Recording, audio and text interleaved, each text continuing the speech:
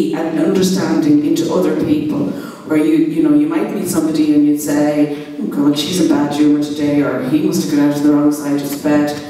It might not just be a bad mood, it could actually be something more serious that maybe needs you to be a little bit more understanding. And there was so many things said this evening that really came to me, really bounced out at me. And one of the things that I want to say to you tonight is, regardless of what you think of this meeting, or regardless of what you think of this initiative, I, as somebody on the outside looking in, I'm telling you, you are really lucky to have this here. Because it is an extraordinary thing, and I can't tell you how honoured I am to actually be here at this inaugural meeting. I really am. And I walked in here and I saw mental, you know, all the things that Samaritans, the sign for Buds. Now that I know what Buds is, and it's an extraordinary facility in this town, and it needs to be supported. You have Console, you have Pieta House, you have Living Links, you have all of these people, all of these organisations that are there to bear you up if you're in pain, or if somebody that you know is in pain. All around you in this room, along all these walls, are any of the resources that you need. You know, you are extraordinarily fortunate. And I would just say to people, please don't let this opportunity go by. Really embrace this project and partake in it. And it was one of the things at the very beginning that was talked about, about mental health, that it's bio, psycho and social. So you can, with the biological terms, you can manage it with medication. You can manage it with counselling. But in the end, where do we all go back to? We go back to a social situation, which is interacting with other people. And that, I think, is the most important thing, because you can take whatever drug you want, or you can go to the best psychiatrist. If you go back into a community that is not empowered to understand you or to help you, you're going to start all over again. A community really needs, I think, I hate to sound that I'm lecturing, but I'm kind of in a way talking, and I walked in here, I was thinking, what kind of person would I be now if I had all this available to me when I was a young woman? And I think probably the sky would have been the limit, you know. I think I probably wouldn't stand here, which often happens to me, that every time I open my mouth and I say something from my heart, I suddenly feel a belt of shame and wish that I hadn't said it, because I was told by my society, through the various people that I met, but generally by my society, that it wasn't okay to be me. And I think that's the subtle thing that a lot of us tell each other. I see some young people here today. We talked about technology and DVDs, and now we can access somebody's mind at 4 o'clock in the morning, should we choose to, through Facebook or whatever other social media you use. And I think, you know, first of all, I would say to anybody here who has been bullied like that, or who knows somebody who's bullied like that, this is something I have learned, and take this into your heart. Whatever is said to you through those media, through that medium, is about the person who says it. It's not about you.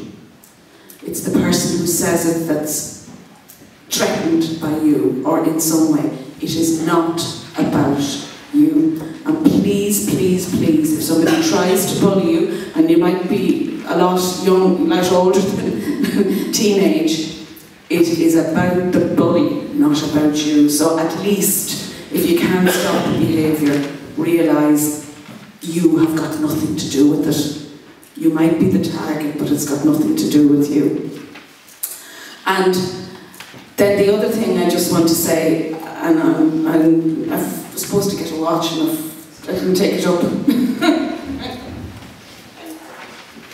don't want to blab on all night. But the other thing that I wanted to say was, you were talking about your friend, your best friend that you can talk to and say anything to after 10 years. And then somebody else, I can't remember, said people don't want to be fixed. And I have a friend who I can go to with my most bizarre imaginings. They're not totally bizarre, but they would be kind of, you know, and I would know, my mind would be telling me, you know, that's stupid, that person didn't really mean that. But thinking with a mind that's in mental distress is kind of like trying to drive a car with an engine that doesn't work. There's no point. For the car to go, the engine has to work. For you to think a thought that's healthy, your mind has to be healthy. So if your mind isn't healthy, you can't really reason with yourself. But I would go to this person. She doesn't try to she'll make me a cup of coffee. And she doesn't give me a solution to my problem, or she doesn't do anything of that kind. She just sits there, and she listens, and she makes time for me. And that's the greatest act of acceptance that you can do for someone. You don't have to fix someone. Just listen to them. Just let them know that their distress is worthy of that little bit of your time. Don't look at your watch, just listen. And I always go away feeling slightly less odd than when I met her, because just of her simple acceptance. And one of the things too I think about people is that they think that someone who's in distress needs something greater than what they can give. But actually sometimes it's just something really, really simple. You know, like if someone's in a group and they don't want to talk, well then don't make them talk. It's fine, let them be in the group. But they're in the group just the same. And don't say to anybody, pull yourself together. Anyone who is depressed or very, very upset, please don't say pull yourself together. That is just the wrong thing to say. Just say, if you want to say to them, just say, look, I really know you're suffering. I'm not sure how to help you, but I'm here for whatever I can give you. Often that's enough. And the last thing I suppose I want to say about this is that we can come to this meeting, right, and we can, or any meeting in a similar vein, and we can say, oh yeah, that's really good idea, yeah, that should be done. But actually the action that should be taken is right from the moment you get up off that chair, that from that minute in your life you are going to be more aware of the suffering of people, and to maybe not add to the maybe judgment or sometimes harsh attitudes that people have through lack of understanding. You know, there's so much that's hidden in people's lives that they can't talk about or don't feel able to talk to. Just don't judge, that's what I would say. I judge a lot, I try not to. And I can be a rotten person as much as anyone else, but it's the trying not to be like that that's really important. None of us can be angels, we're not all, you know, natural Mother Teresa's or whatever. We're all flawed people in any way, in every way. So, you know, but just keep on trying. That's all I would say. And the very last thing, because I do go on, is kick shame in the ass. Just kick it out of your life.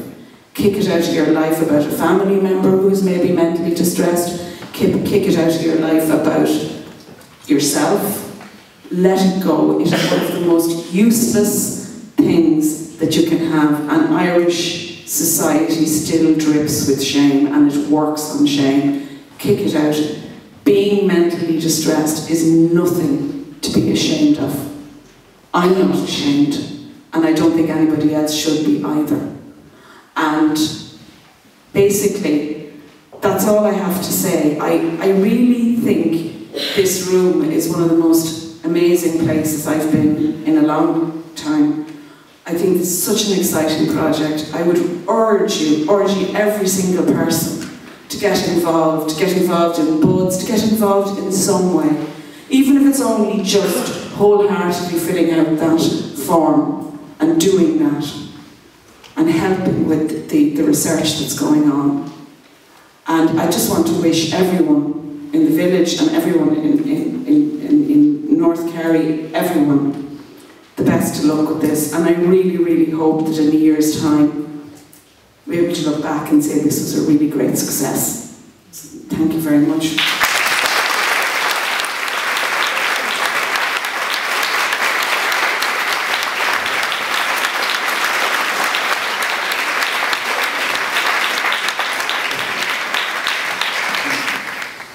On the day when the weight deadens on your shoulders and you stumble, may the clay dance to balance you. And when your eyes freeze behind the grey window and the ghost of loss gets into you, may a flock of colours, indigo, red, green and azure blue, come to awaken in you a meadow of delight. When the canvas frays in the current of thought and a stain of ocean blackens beneath you, may there come across the waters a path of yellow moonlight to bring you safely home. May the nourishment of the earth be yours. May the clarity of light be yours. May the fluency of the ocean be yours. May the protection of the ancestors be yours. And so may a slow wind work these words of love around you, an invisible cloak to mind your life. So thank you very much, everybody.